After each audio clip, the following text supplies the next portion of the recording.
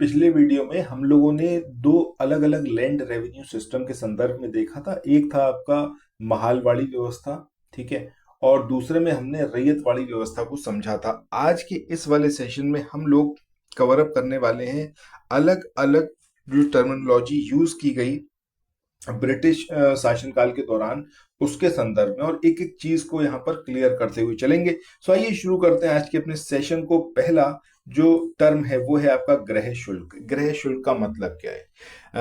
यहाँ से आप सीधे सीधे ये समझ सकते हो कि हिंदुस्तान में जो सरकार चलाई जा रही थी, उस सरकार को चलाने में जो कुछ भी एक्सपेंसेस आते थे, जो कुछ भी खर्चे होते थे, वो सारे खर्चे हिंदुस्तान से ही लिए जाते थे। समझ रहे हैं? सो आप पहली लाइन को यहां पर देखोगे कि औपनिवेशिक शासनकाल के दौरान इंग्लैंड स्थित राज्य सचिव द्वारा भारत सरकार की ओर से किया गया व्यय, यही था आपका गृह शुल्क। मान लो एक एग्जाम्पल ले लेते हैं।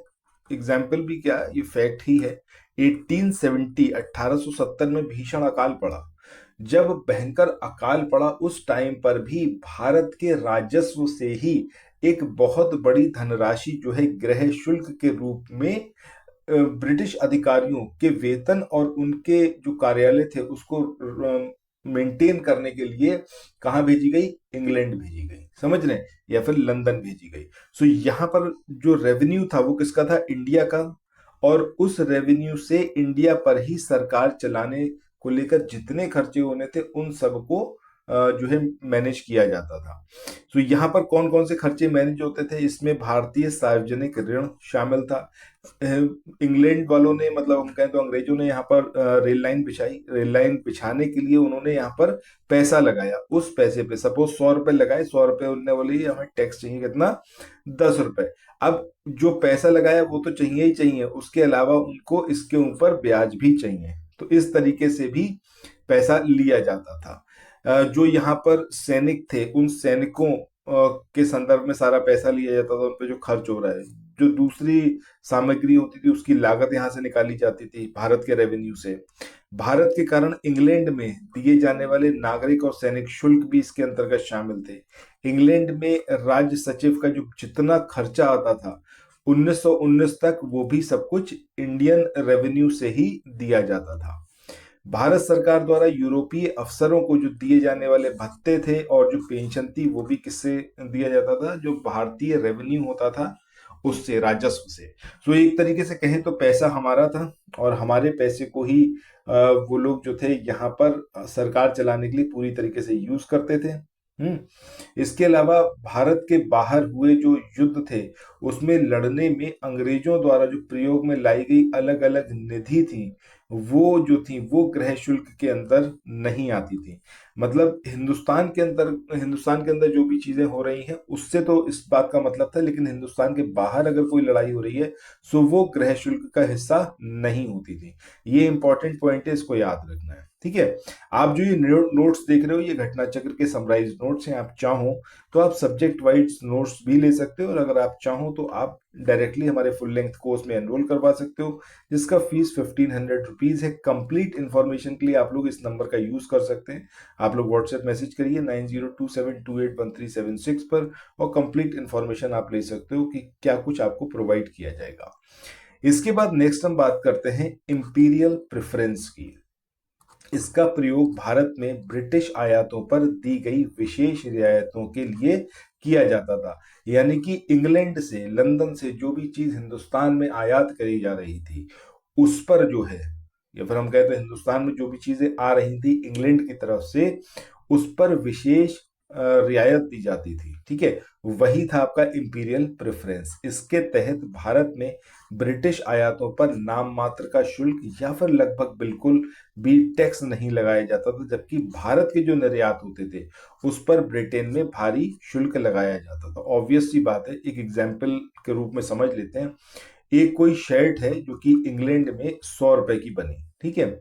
अब इन्होंने जब उसको इंडिया में भेजा तब इन्होंने इसके ऊपर कोई टैक्स नहीं लगाया और इसको 100 रुपए में ही यहाँ पर बेच दिया। वहीं इंडिया से एक 100 रुपए में शर्ट थी, वो कहाँ गई? इंग्लैंड में गई। इन्होंने इस पे भारी टैक्स लगाया, सपोज 20 रुपए का निर्यात शुल्क, और ये हो 120 की। ऑब्वियस सी बात है, इंग्लैंड में 100 रुपए वाली बिकेगी ना कि 120 वाली बिकेगी। तो यहाँ पर इंडिया का सामान वहां पर खपत ना हो पाए, जबकि इंग्लैंड का सामान ज्यादा से ज्यादा यहाँ पर जो है कंज्यूम हो जाए, इसी के लिए इसको बनाया गया था। और पर्पस वही कि भैया यहाँ से पैसा जो है कहाँ शिफ्ट करवाना है, इंग्लैंड शिफ्ट करवाना है। ठीक है, चलो इसके बाद आगे बढ़ते हैं। धन का बहिर्गमन या फिर अप्रवाह, ये तो भैया आपने 100% सुना होगा। ड्रेन ऑफ वेल्थ थ्योरी, दादा भाई नौरोजी पहली बार इन्होंने ही सारी चीजें इसके बारे में क्लियर करी कि कैसे हिंदुस्तान का पैसा जो है इंग्लैंड भेजा जा रहा है, जिसकी वजह से हिंदुस्तान गरीब और गरीब होता चला जा रहा है। इससे तात्पर्य था कि भारत से धन संपत्ति या फिर माल का इंग्लैंड में हस्तांतरण यानी कि ट्रांसफर, जिसके बदले में भारत को इसके समतुल्य कोई भी आर्थिक, वाणिज्यिक या फिर भौतिक प्रतिलाभ नहीं प्राप्त हो रहा है। ठीक है, सो ये इसका सीधे सीधे सा मतलब था ड्रेन ऑफ वेल्थ थ्योरी का, कि हिंदुस्तान का पैसा कहाँ जा रहा है, इंग्लैंड जा रहा है, बट उससे इंडिया को कोई फायदा नहीं हो रहा है। ठीक है, इसको किसने दिया था इस थ्योरी को, तो दादा भाई नौरोजी ने 1892 में। दादा भाई नौरोजी के संदर्भ में कुछ इंपॉर्टेंट पॉइंट्स देखते हैं। 1892 में लिबरल पार्टी के टिकट पर ये ब्रिटिश हाउस ऑफ कॉमन्स के लिए चुने जाने वाले पहले भारतीय थे। दादा भाई नौरोजी ने इस सिद्धांत का प्रतिपादन निम्न लेखों एवं पुस्तकों में किया है। एक इनकी ये सारी बुक्स भी याद रखिएगा: England debit to India, poverty and un British rule in India. ये जो बुक थी ये 1901 में लंदन के एस सोनेश्वरन प्रकाशक द्वारा जो है प्रकाशित की गई। इसके अलावा the wants and means of India, ये सारी बुक्स हैं दादा भाई नौरोजी की। On the Commons of India, ठीक है, इन सब में इन्होंने अपनी इस थ्योरी को दिया था, मतलब प्रकाशित किया था। इसके बाद लंदन इंडिया सोसाइटी की बात करें, 1865 में इसका एस्टेब्लिशमेंट होता है। संस्थापक सदस्यों में दादा भाई नौरोजी और डब्ल्यू.सी. बैनर्जी शामिल थे। कार्य क्या था कि भारत के जो दुख हैं, जो परेशानियां हैं, उन परेशानियों का प्रचार करना। कहां पर, इंग्लैंड में। ठीक है, इसीलिए लंदन इंडिया सोसाइटी को एस्टेब्लिश किया गया। अब इनकी जो ये ड्रेन ऑफ वेल्थ थ्योरी थी, इसके सपोर्टिव कौन थे, तो वो थे सबसे पहले रमेश चंद्र दत्त। ठीक है, इन्होंने क्या कुछ कहा, इन्होंने भी जो है धन के बहिर्गमन के सिद्धांत पर बल दिया। और इनका एक लेख था इकोनॉमिक हिस्ट्री ऑफ इंडिया, उसमें इन्होंने बताया कि सकल राजस्व का आधा भाग हर साल जो है भारत से बाहर चला जाता है। भारतीय राष्ट्रीय कांग्रेस के संदर्भ में बात करें तो 1896 में अपने कलकत्ता अधिवेशन में आधिकारिक तौर पर धन के बहिर्गमन के सिद्धांत को स्वीकार किया था। कब किया था, 1896 में। ठीक है, कांग्रेस का मत क्या था, कांग्रेस का मत था कि देश में पड़ने वाले अकाल और लोगों की जो निर्धनता है वो हर साल जो है बढ़ती चली जा रही है। उसके रीजन क्या है, आपका धन का बहिर्गमन है, यानी कि ड्रेन ऑफ वेल्थ है। ठीक है, अब इस थ्योरी के जो विरोधी थे उनका नाम क्या था, सर सैयद अहमद खान। ये स्टार्टिंग में ऐसे नहीं थे, बाद में ये कॉम्युनल भी हो गए, सांप्रदायिक भी हो गए और ब्रिटिश के चाटुकार भी बन गए। बट पहले मतलब जो इनके इनिशियल डेज थे उसमें ये हिंदू मुस्लिम एकता की बात करते थे और काफी इन्होंने उसके लिए काम भी किया। बट बाद में ये थोड़ा सा कॉम्युनलाइज हो गए। ठीक है, वे ब्रिटिश शासन के प्रति वफादार थे और मुस्लिम समाज का विकास वे भारत में इंग्लैंड की सत्ता में बने रहने के लिए ही मानते थे, कि मतलब कि अगर इंडिया में जो मुस्लिम्स हैं वो तरक्की करना चाहते हैं तो जरूरी है कि यहाँ पर जो है ब्रिटिश रूल करें।